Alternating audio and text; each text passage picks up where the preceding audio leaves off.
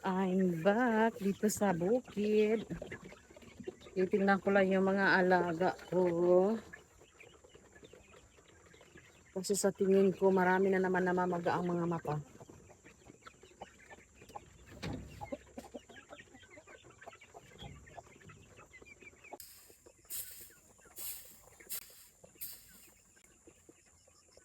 Tapos meron naman akong naglilimlim. Ito ata. Ito ata sidno yung naglilimlim. Ng mga inahin. Ayan. Halos lahat may mga laman. Bawa yung ibang inahin kasi kumakain. Yung iba naiwan lang. Kid, ayun pa sa dulo. Ayan. Sisigaan ko tong mga shell ng mga itlog.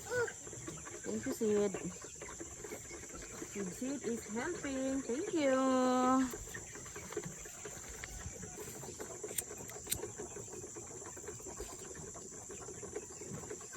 Yan mo na. Damo. Ito. Damo. Huwag na magsialang din na.